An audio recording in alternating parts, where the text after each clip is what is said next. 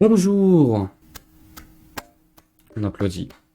Vous faites quoi? Je ne sais pas, je ne sais pas. Ah, le Japon, ce pays qui nous fait tellement rêver par sa nourriture. Sa nourriture, et sa nourriture comme les légendaires takoyaki.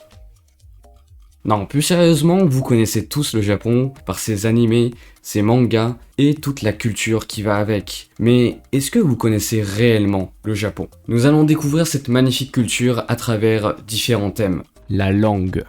Tout d'abord, le japonais a cette particularité d'être la langue dominante de 98% des habitants, soit à peu près 127 millions. Elle est indispensable pour bien comprendre toute la culture nippone. Et l'écriture, quant à elle, est arrivée bien plus tard. Elle est en effet tirée des caractères chinois qu'on appelle les kanji, vous devez les connaître. Cependant, afin de faciliter l'écriture et la lecture du japonais, ceux-ci ont imaginé les hiragana. On retrouve aussi les katakana qui sont similaires aux hiragana, sauf que ces derniers sont destinés plutôt aux mots étrangers. En voici quelques exemples.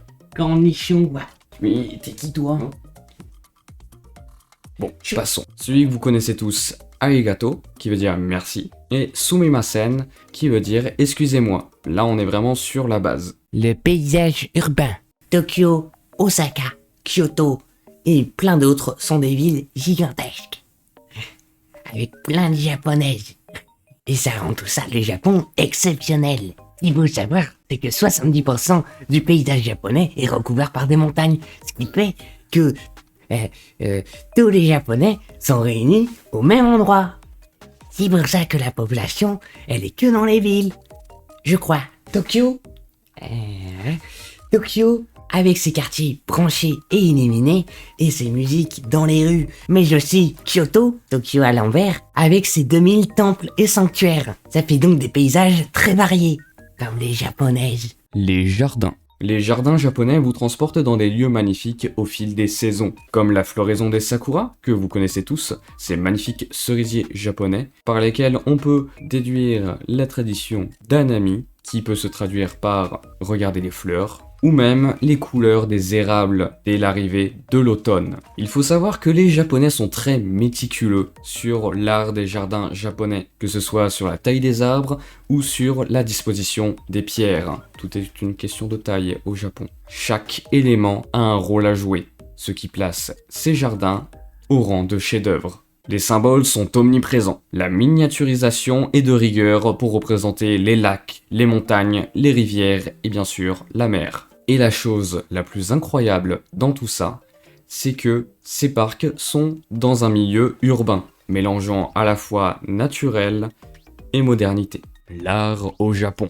En plus des jardins japonais qui sont un art à part entière, nous avons beaucoup d'autres formes d'art au Japon, comme l'architecture, la cérémonie du thé, la peinture, l'estampé ukiyo-e et la sculpture, mais également la céramique, la laque, le textile, comme pour les kimonos, mais ce que vous connaissez principalement, c'est l'art contemporain, sous toutes ses formes, notamment les mangas et les animés. La gastronomie japonaise.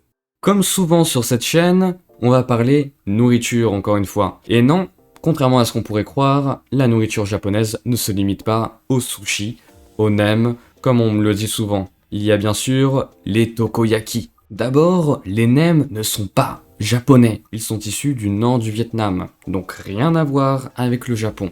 Mais ça ne veut pas dire que la gastronomie japonaise n'est pas riche, bien au contraire. Les produits de base sont bien évidemment le riz, le soja et tous les produits de la mer. Mais au fil de son histoire, elle s'est beaucoup inspirée des autres cultures, notamment celles chinoises, coréennes, mais aussi occidentales. Parmi ces plats, on peut retrouver les yakitori, les ramen, les udon, les tokoyaki, les tonkatsu, mais aussi la soupe miso, les sashimi, le curry, et plein d'autres plats aussi étonnants que savoureux. Le manga.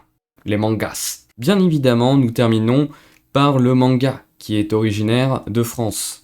Non, qui est originaire, bien évidemment, du pays au soleil levant, vous l'aurez deviné. Mais avez-vous une idée de quand il date? Les premières illustrations remontent à l'époque de Nara, soit entre 710 et 794, ou 94 pour les amis Page, où on retrouvait des dessins sous forme d'histoire non pas sur des livres, mais bien sur des parchemins longs de plus de 10 mètres. Et ce n'est qu'à partir du XVIIIe siècle que le terme de manga va enfin apparaître, grâce à Katsushita Hokusai, auteur des 36 buts du mont Fuji, ou encore de la fameuse vague de Kanagawa. S'ensuit alors de plus en plus d'illustrations de personnages, et c'est là que le terme de manga va prendre tout son sens pour des dessins humoristiques. Plus tard, après que le Japon se soit ouvert à l'Occident, les artistes japonais vont alors s'inspirer des bandes dessinées et les adapter à leurs dessins de manga, dont le célèbre pionnier Rakuten Kitazawa, qui va vraiment lancer le manga contemporain. Et au fil des années, de nombreux mangas vont poser leur pierre à l'édifice, comme Astro, le petit robot. Et voilà, cette vidéo mélangeant tradition et modernité touche à sa fin. Si vous avez aimé cette vidéo, n'hésitez pas à liker et à la partager. Vous pouvez bien sûr me retrouver sur ma chaîne Lifestyle pour du contenu drôle et varié.